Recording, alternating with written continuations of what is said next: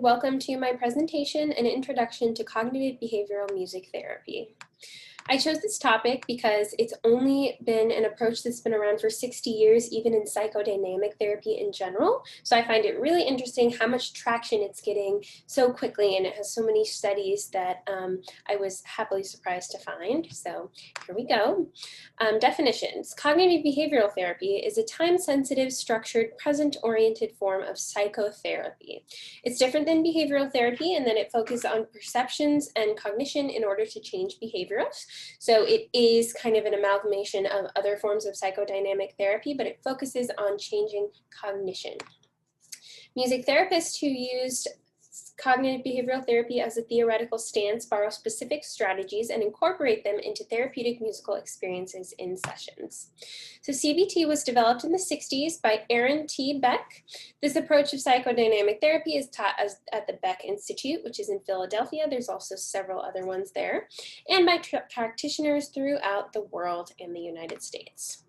So it's most often used in mental health treatment. Clients must have a certain level of cognitive functioning or be high functioning, which is a term that I don't necessarily agree with using, but it's used in the Night book, so we're going to go ahead and use it for these purposes.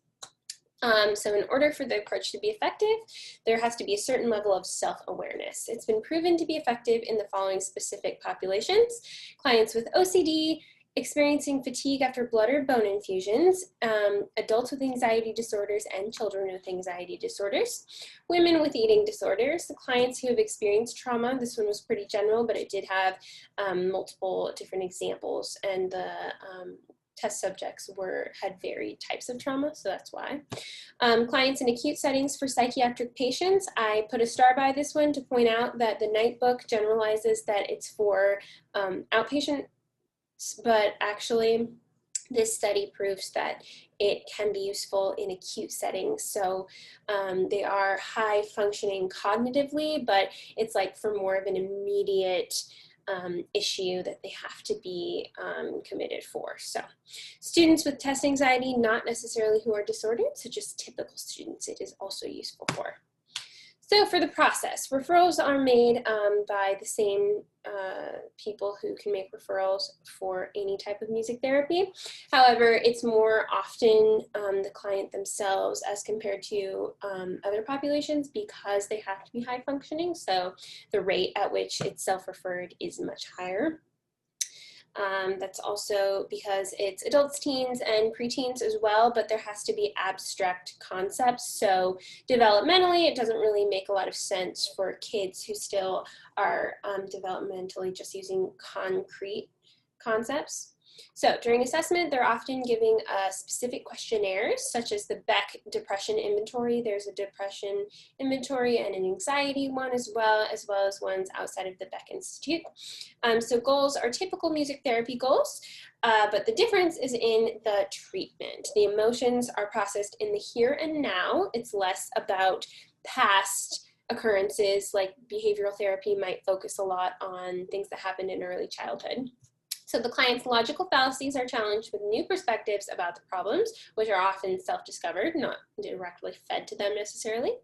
The change in behavior is brought about by changes in cognitive and reasoning rather than classical conditioning or other behavioral therapy methods. There can be an amalgamation of all these different types because, so you can use them together, but there is a difference between cognitive behavioral and behavioral, of course. So overall timeline of this model of therapy is relatively short. That's kind of the point of it, is that it can be really effective in a small amount of time. So many of the studies cited actually only used one session. So it was how much of a difference can one session of cognitive behavioral music therapy make? Now, of course, a lot of it is not done in one session, and typically in real life it isn't, but the studies wanted to show that it can be done that way. Clients are often administered the same questionnaires like the Beck Depression Inventory upon termination and to help decide when it's appropriate to terminate therapy. So here's a vignette that I created. Maria is a 17-year-old who's been diagnosed with depression. So when she first shows up, she has very little affect showing. She's resistant to speaking more than a few words at a time. After a working alliance was built, which could have taken, half a session or several sessions, she expressed feelings of very low self-esteem. So in a compositional exercise, the therapist helped Maria to write a song about what she was feeling then. The therapist used a simple 4-chord progression that's common in punk rock, Maria's preferred genre. Then to complete the second half of the song, the therapist and Maria brainstorm things that she's grateful for and aspects about herself that she's proud of. So the song accepts her as she is, allows her to express and experience her feelings in the here and now, and then uses positive cognitive behavioral psychology to strengthen her self-esteem and self-image. So this is where we see it uses positive psychology and other aspects of psychodynamic therapy to change cognitions. So for the rest of the semester, she looks forward to the sessions as a safe space in which she can express herself with music and create new, more positive neural connections. Of course, neural connections are not good or bad, but they're focusing on positive aspects and positive outcomes, which will change her behavior. So although the session explores a full range of emotions, her affect is affable and open when she arrives and when she departs. So here's a second vignette. A group of 5 clients arrive at their music therapy session for adults with alcoholism or substance addiction. When they arrive, the therapist passes each of them the lyrics to the following song, and they begin the session by listening to the song while reading the lyrics. I'm just going to play a little bit of it in the interest of time. We are not going to listen to the whole thing.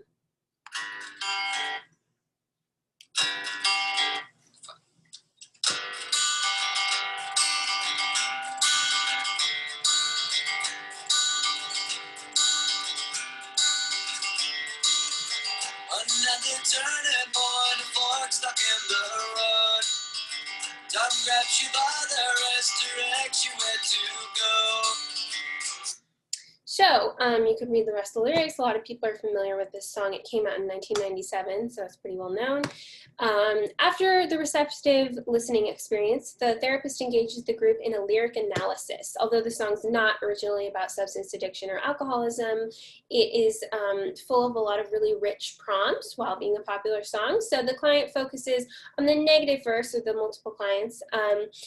This is just an example, so we're just going to say that they talked about his anger, they talked about how difficult life is, that type of thing when they first read it, and then the therapist reframes the lyrics and guides them to look at the positive aspects of how letting go of things that couldn't be changed in the lyrics of the song, and then they discuss how this feeling and topic applies to their own lives and their current feelings, specifically about addiction.